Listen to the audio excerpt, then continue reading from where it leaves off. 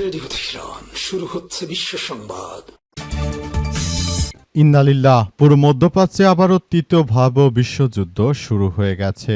মার্কিন যুক্তরাষ্ট্র এবং দখলদার ইসরায়েলি বাহিনীকে চরমভাবে ধসিয়ে দিচ্ছে ইরানের ইসলামী বিপ্লবী গার্ড বাহিনীর সদস্যরা। দখলদারদের যে কোনো মূল্যে আসলে ধ্বংসস্তূপে পরিণত করছে ইরানের ইসলামী বিপ্লবী গার্ড বাহিনী। চলছে হামলার পর হামলা। আর এরই মাঝে আমাদের হাতে এসে পৌঁছেছে এই যুদ্ধের সর্বশেষ গুরুত্বপূর্ণ সব থেকে তাজা আপডেট সংবাদ আপনাদের জানিয়ে দিব। প্রথমেই জানাবো লেবানন থেকে ইসরায়েলে রকেট হামলা। লেবাননের দক্ষিণ অঞ্চল থেকে উত্তর ইসরায়েল লক্ষ্য করে রকেট হামলা চালানো হয়েছে। ইসরায়েলি সামরিক বাহিনী জানিয়েছে রকেট হামলার আশঙ্কায় মেনারা, মার্গালিওত এবং মিসকাপ আম এলাকায় সতর্ক সংকেত বা সাইরেন বাজানো হয়েছে। এরপর জানাবো অবরোধ না তুললে হামলার হুঁশিয়ারি ইরানের বন্দরগুলোতে যুক্তরাষ্ট্রের অবরোধ অব্যাহত থাকলে দেশটির শক্তিশালী সশস্ত্র বাহিনী পাল্টা ব্যবস্থা নেবে বলে হুঁশিয়ারি দিয়েছে ইরানের সেন্ট্রাল হেডকোয়ার্টার্স অব হজরত খাতামাল আম্বিয়া। ইরানের আধা সরকারি বার্তা সংস্থা তাসনিম নিউজ এজেন্সির বরাদ্দে সব তথ্য নিশ্চিত করা হয়েছে। এদিকে যুক্তরাষ্ট্র এবং ইরানের জাহাজ জব্দ, আন্তর্জাতিক আইনের লঙ্ঘন জানালো আইসিএস। যুক্তরাষ্ট্র এবং ইরান কর্তৃক পাল্টাপাল্টি বাণিজ্যিক জাহাজ জব্দের ঘটনায় তীব্র নিন্দা জানিয়েছে আন্তর্জাতিক শিপিং সংস্থা international chamber of shipping. ICS সংস্থাটির এই কর্মকাণ্ডগুলোকে আন্তর্জাতিক আইনে লঙ্ঘন হিসেবে অভিহিত করে অবিলম্বে আটক নাবিকদের মুক্তির আহ্বান জানিয়েছে। মার্কিন যুক্তরাষ্ট্র অবৈধভাবে ইরানের নাবিকদেরকে আটকে রেখেছে। এবারে জানাবো হরমুজ প্রণালী খুলে দিতে চান ম্যাক্রো। ফ্রান্সের প্রেসিডেন্ট ইমানুয়েল ম্যাক্রো কৌশলগতভাবে গুরুত্বপূর্ণ হরমুজ প্রণালী পুনরায় খুলে দেওয়ার উপর জোর দিয়েছেন। তিনি সতর্ক করে বলেছেন ভূরাজনৈতিক অনিশ্চয়তা থেকে তৈরি হওয়া আতঙ্ক বিশ্বজুড়ে জ্বালানি সংকট তৈরি করতে পারে। গ্রিসের রাজধানী এথেন্সে দেশটির প্রধানমন্ত্রী কিরিয়াকোস মিৎসোতাকিসের সঙ্গে এক যৌথ সংবাদ সম্মেলনে ম্যাক্রো বলেছেন আমাদের লক্ষ্য হল আগামী কয়েকদিন ও সপ্তাহের মধ্যে আন্তর্জাতিক আইন অনুযায়ী হরমুজ প্রণালী সম্পূর্ণ খুলে দেয়া। এবং সর্বশেষ জানাবো টাকা ছাপিয়ে ঋণ নেওয়া থেকে সরে আসবে সরকার, বললেন অর্থমন্ত্রী আমির খসরু। বিএনপির অর্থমন্ত্রী আমির খসরু মাহমুদ চৌধুরী বলেছেন টাকা ছাপিয়ে স্থানীয় ব্যাংক থেকে ঋণ নিয়ে অর্থনীতির যে ক্ষতি হয়েছে সেখান থেকে আমাদের বেরিয়ে আসতে হবে। এই জায়গা থেকে আমরা সরব না। তিনি আরো বলেন এই ধরনের নীতিতে একদিকে সুদের হার বেড়ে যায়, অন্যদিকে বেসরকারি খাত ক্রাউড আউট হয়ে পড়ে, যা কোনোভাবে টেকসই অর্থনীতির জন্য সহায়ক হতে পারে না। প্রিয় দর্শক, এতক্ষণ শুনছিলেন সংবাদ শিরোনাম, এবারে বিস্তারিত। তবে তার আগে বন্ধুরা অনুরোধ থাকবে এই সংবাদটিতে একটি লাইক দিন। এই চ্যানেলে আপনি নতুন হয়ে থাকলে আমাদের সংবাদটি দেখতে দেখতে চ্যানেলটি সাবস্ক্রাইব করে রাখুন।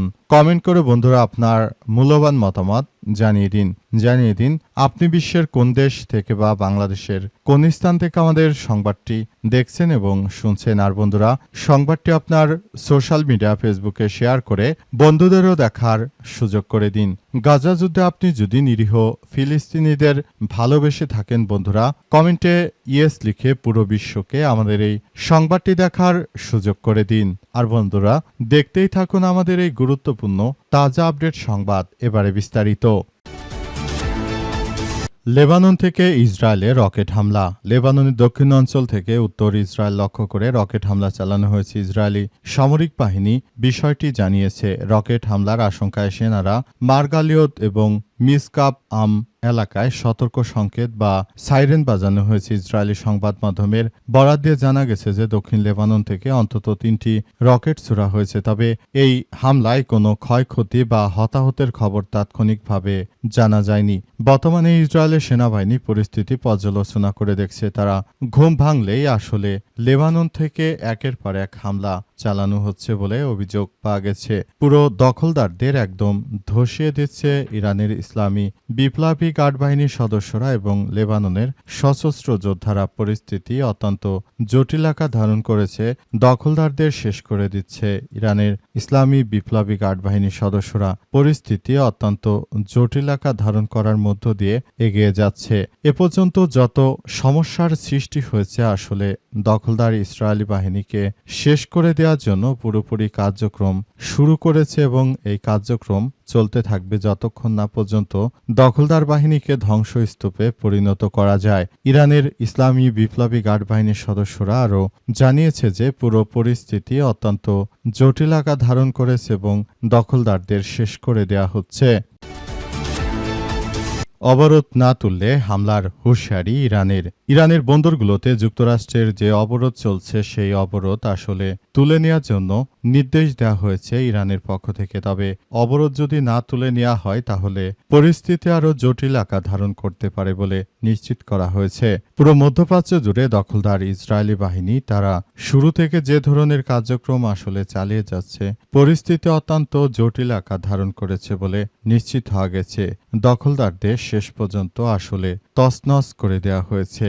অত্যন্ত দুঃখজনক হলেও সত্য যে পুরো মধ্যপ্রাচ্য জুড়ে এখন ইরানের কারণেই মূলত এখন দখলদারেরা তারা পুরোপুরি ফেঁসে গেছে। মার্কিন যুক্তরাষ্ট্র এবং ইহুদিবাদীরা তারা শুরু থেকে ইরানের বিরুদ্ধে যুদ্ধ চালানোর জন্য যে কার্যক্রমগুলো তারা চালিয়ে যাচ্ছিল প্রকৃতপক্ষে আসলে বিষয়টি অত্যন্ত জটিল আকার ধারণ করেছে এবং এরপরই পুরো বিষয়গুলো অত্যন্ত গুরুত্ব সহকারে দেখা হচ্ছে এবং এই পরিস্থিতির মধ্য দিয়ে এগিয়ে যাচ্ছে সবকিছু। অত্যন্ত জটিল একটি পরিস্থিতির সৃষ্টি হয়েছে। এই যুদ্ধ আসলে কতদিন চলবে কিংবা এই যুদ্ধ থেকে আসলে কোন পক্ষ কি বেনিফিটেড হচ্ছে সেসব বিষয় আমরা সাধারণ জনগণ না জানলেও মূলত এখানেই আসলে পুরো পরিস্থিতি খুবই জটিল আকার ধারণ করেছে এবং আমরা মনে করি এই কার্যক্রমগুলো চালিয়ে যাওয়ার জন্য আসলে সবকিছু অত্যন্ত গুরুত্ব সহকারে দেখভাল করতে হবে। পুরো মধ্যপ্রাচ্য জুড়ে জানবাদীরা শুরু থেকে ইরানের উপরে যেভাবে অন্যায় অবিচার শুরু করেছিল আবারও তারা ইরানের উপর একটি নৌ অবরোধ চাপিয়ে দিয়ে তারা মূলত আবারও একই ধরনের কার্যক্রম চালাচ্ছে। তবে ইরান সরাসরি জানিয়ে দিয়েছে যে তারা এতে মাথা নত করবে না। তারা কখনোই জানবাদী দখলদারদের সামনে মাথা নত করবে না। তারা এক আল্লাহ ছাড়া কাউকে ভয় পায় না। বর্তমান সময়ে আমাদের মুসলিম বিশ্বের সবথেকে শক্তিশালী দেশ ইরানের এমন কর্মকাণ্ডে সবাই অনেক বেশি খুশি হয়েছে। যুক্তরাষ্ট্র ইরানের জাহাজ জব্দ আন্তর্জাতিক আইনের লঙ্ঘন বলছে আইসিএস। যুক্তরাষ্ট্র ও ইরান কর্তৃক পাল্টাপাল্টি বাণিজ্যিক জাহাজ জব্দের ঘটনায় তীব্র নিন্দা জানিয়েছে আন্তর্জাতিক শিপিং সংস্থা ইন্টারন্যাশনাল চেম্বার অব শিপিং বা আইসিএস। সংস্থাটি এ কর্মকাণ্ডকে আন্তর্জাতিক আইনে লঙ্ঘন হিসেবে অভিহিত করে অবিলম্বে আটক নাবিকদের মুক্তির আহ্বান জানিয়েছে। আল জাজিরাকে দেয়া সাক্ষাৎকারে আইসিএস এর মেরিন ডিরেক্টর জন স্টাউপার্ট বলেছেন, সমুদ্রপথে নাবিকদের কোনো ধরনের নিপীড়ন ছাড়াই অবাধে যাতায়াত কাজ করার সুযোগ দিতে হবে। বিশ্বের প্রায় ৮০% বাণিজ্যিক জাহাজের প্রতিনিধিত্বকারী এই সংস্থার পরিচালক বলেছেন, মানুষগুলো নাবিক কেবল পণ্য পরিবহনের কাজ করছে। রাজনৈতিক উদ্দেশ্য হাসিল এবং রাজনৈতিক পয়েন্ট অর্জনের জন্য এভাবে জাহাজ জব্দ করার বিষয়টি কোনোভাবেই মেনে নেওয়া যায় না। তিনি আরও জানিয়েছেন, এসব নাবিক সম্পূর্ণ নির্দোষ। কারাগারে বন্দী হওয়ার ভয় ছাড়াই তাদের পেশাগত দায়িত্ব পালন করতে দেওয়া উচিত। কেউ যদি নাবিকদের এভাবে আক্রমণ করে থাকে তাহলে সেটি আমাদের সবার জন্য খুবই খারাপ আকার ধারণ করতে পারে বলে নিশ্চিত করা হয়েছে। পরিস্থিতি খুবই জটিল আকার ধারণ করার আগে যেন নাবিকদের দ্রুততম সময়ের মধ্যে ছেড়ে দেওয়া হয়, কারণ এই নাবিকরা আছে বলেই নাবিকরা এই জাহাজ পরিবহনের কাজ করে বিধায় পুরো পৃথিবীর অর্থনীতি চলছে। তা না হলে পুরো পৃথিবীর অর্থনীতি আসলে ধ্বংসস্তূপে পরিণত হতো। সুতরাং এই পরিস্থিতি মোকাবেলা করতে হবে এবং সবাইকে বলতে চাই, আপনারা যার যার জায়গা থেকে নাবিকদের ব্যাপারে আরও সচেষ্ট ভূমিকা পালন করুন।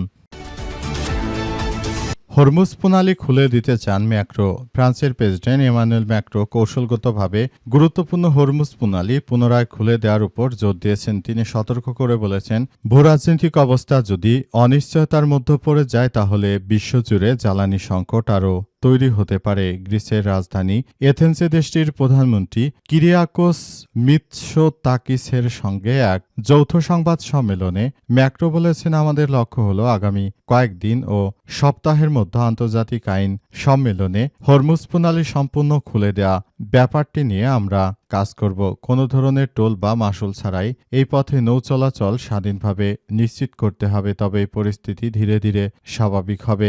ইরানের সঙ্গে যুদ্ধ দীর্ঘস্থায়ী হলে বিশ্বজুড়ে জ্বালানি ঘাটতি দেখা দিতে পারে। ফরাসি জ্বালানি জায়ান্ট টোটাল এনার্জির নির্বাহী প্রধান এমন সতর্কবার্তার একদিন পরই ম্যাক্রো এই মন্তব্য করেছেন। টোটাল এনার্জির সিও প্যাট্রিক পন বলেছেন, এই পরিস্থিতি যদি আরও 2 থেকে 3 মাস স্থায়ী হয় তবে আমরা এক ভয়াবহ জ্বালানি সংকটের বিশ্বে প্রবেশ করতে চলেছি, যা ইতিমধ্যে এশীয় দেশগুলোতে ভোগ করতে শুরু করেছে। তিনি আরও বলেন, বিশ্বের 20% তেল ও গ্যাসের সরবরাহ বন্ধ হয়ে গেলে এর মারাত্মক পরিণতি এড়ানো সম্ভব নয়। আমরা সবাইকে বলবো, আপনারা যার যার জায়গা থেকে পুরো পরিস্থিতি অত্যন্ত গুরুত্ব সহকারে দেখুন এবং হরমুজ প্রণালী যেন খুলে দেওয়া হয় সেই ব্যাপারটি নিয়ে আপনারা সবাই একত্রে কাজ করার জন্য চেষ্টা করুন। যদি হরমুজ প্রণালী এভাবে দিনের পর দিন বন্ধ থাকে তাহলে বিশ্বজুড়ে বর্তমান দক্ষিণ এশিয়া রাষ্ট্রগুলোতে যে হারে জ্বালানির তীব্র সংকট লক্ষ্য করছি, ভবিষ্যতে ইউরোপীয় ইউনিয়নও